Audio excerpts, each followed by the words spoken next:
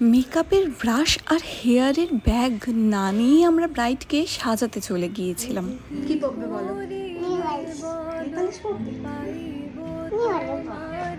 দেবো না।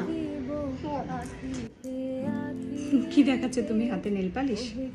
সামনে চলে আসো একটু।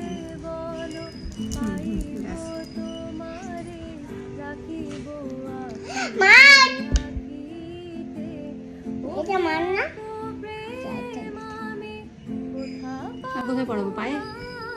পা দেখি। সকাল সকাল উঠেই তো বায়না যে সে নেল পলিশ পরবে, তাও ভালো আমাকে বলেছে। অনেক সময় তো সে নিজেই পড়তে আরম্ভ করে। নেল পলিশ দেখলে রায় তো নিজেকে সামলেই রাখতে পারে না, তাকে তখনই সেটা পড়তেই হবে। সমস্ত মেয়েরাই কি এরকম সাজুনি হয়, নাকি আমার মেয়েটাই একটু বেশি সাজুনি, আমি সেটা বুঝতে পারছি না। তোমাদের বাড়িতেও ছোট মেয়ে বেবি থাকলে কিন্তু আমাকে অবশ্যই জানিও যে তারাও এরকম সাজুনি কিনা। আগস্টের 3 তারিখ আমাদের কাজ ছিল বেলঘরিয়াতে। তো সেদিন আমার স্কিনের অবস্থা এতটাই বাজে হয়েছিল, তাই একটু কাজল আর লিপস্টিক পরেই রেডি হয়ে গিয়েছিলাম। বাড়ি থেকে বেরিয়ে যখন কৃষ্ণনগরে পৌঁছাই, তখন হট করে মনে পড়ে যে আমি হেয়ারের ব্যাগ সম্পূর্ণটাই বাড়িতে ফেলে চলে এসেছি। এরকম ভুল হওয়ার একটা কারণ আছে। আমাদের সমস্ত মেকআপের ব্যাগ, হেয়ারের ব্যাগ নয় গাড়িতে থাকে, নয় আমাদের স্টুডিওতে থাকে। কিন্তু একটা কারণবশত 2 দিন আগে হেয়ারের ব্যাগটা বাড়িতে নামিয়েছিলাম, তাই একদমই ভুলে গেছি ওটা নিতে। হেয়ারের সমস্ত মেশিনগুলো গাড়িতেই ছিল, আর আমরা সব সময়ের জন্য কিছু ক্লিপ, কাটা, বান, হেয়ার স্প্রে গাড়িতেই রেখে দিই। আরও 2-1টা জিনিসের প্রয়োজন ছিল। আমার ভাইয়ের দোকান যেহেতু কৃষ্ণনগরী, তো ওকে ফোন করলাম আর ও এসে সেই সমস্ত জিনিস আমাকে দিয়ে চলে গেল। যখন আমাদের মনে পড়েছে যে হেয়ারের ব্যাগটা আনতে ভুলে গেছি, সেই সময় বাড়ি যাওয়ার মতো পরিস্থিতি আর টাইম কোনোটাই আমাদের কাছে ছিল না। আমার স্টুডিও যেহেতু কৃষ্ণনগরে, স্টুডিও গেলে সমস্ত জিনিস আমরা পেয়ে যেতাম, কিন্তু স্টুডিওর চাবি সেদিনকে কেউই আনেনি। ভাইয়ের কাছে বড় সাইজের সেফটি পিন পাইনি, তাই কাকনের থেকে রাস্তায় দাঁড়িয়ে নিয়ে নিচ্ছিলাম। এইরকম ছোট ছোট জিনিসপত্র যে কতটা গুরুত্বপূর্ণ সেটা একমাত্র একজন মেকআপ আর্টিস্টই জানে। ব্রাইডের অ্যাড্রেসে যখন পৌঁছাচ্ছিলাম, তখন দেখলাম রাস্তায় বিভৎস জল জমে রয়েছে। একটা দাদাকে দেখলাম যে তার ট্রলি মাথায় করে নিয়ে যাওয়ার মতো অবস্থা। তো আমরা ভাবছিলাম আমাদেরও না মেকআপ ট্রলিটা এরকম মাথায় উঠিয়ে নিয়ে যেতে হয়। আর আমাদের মেকআপ ট্রলিগুলো এতটাই ভারী হয় যে যে ওঠাবে তার অবস্থা তো একদমই শেষ।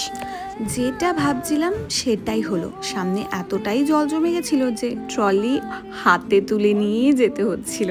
এই সময় পর্যন্ত আমরা বেশ খুশি খুশি যাচ্ছিলাম, কিন্তু ভেতরে গিয়ে যখন সমস্ত কিছু বার করা হচ্ছিল, তখন কেয়া হট করে বলে ওঠে, দিদি আমি একদমই ভুলে গেছি, হেয়ারের ব্যাগের মধ্যে ফেস মেকআপের ব্রাশগুলোও থাকে।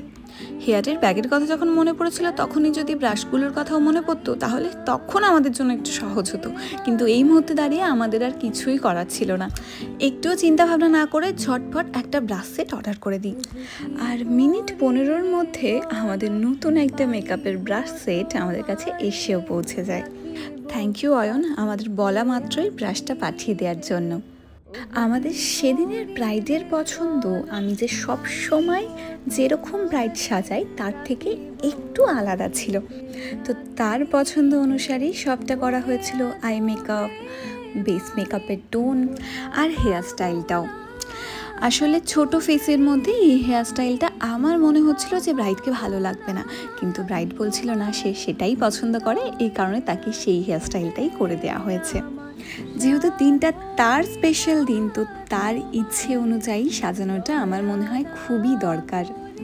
ফুল মেকআপটা কমপ্লিট করার পর এই হচ্ছে ফাইনাল লুক। অবশ্যই তোমরা দেখে জানিও যে লুকটা তোমাদের কেমন লাগলো, আর এই রকম গুরুতর ভুল তোমাদের কখনো হয়েছে সেটা কিন্তু অবশ্যই কমেন্টে জানিও। ব্রাইডকে সাজিয়ে যখন বেরোবো, তখন দেখি বৃষ্টি আমাদের আটকে দিয়েছে। অনেকটা টাইম এই বৃষ্টির জন্য আমাদের হা করে দাঁড়িয়ে থাকতে হলো। এই বছর যে পরিমাণে বৃষ্টি হচ্ছে, প্রতিটা দিন বৃষ্টি তো লেগেই রয়েছে। বিশাল জল, প্যাচপেচা জল। সামনে আমাদের গাড়ি, এখানে অনেক জল।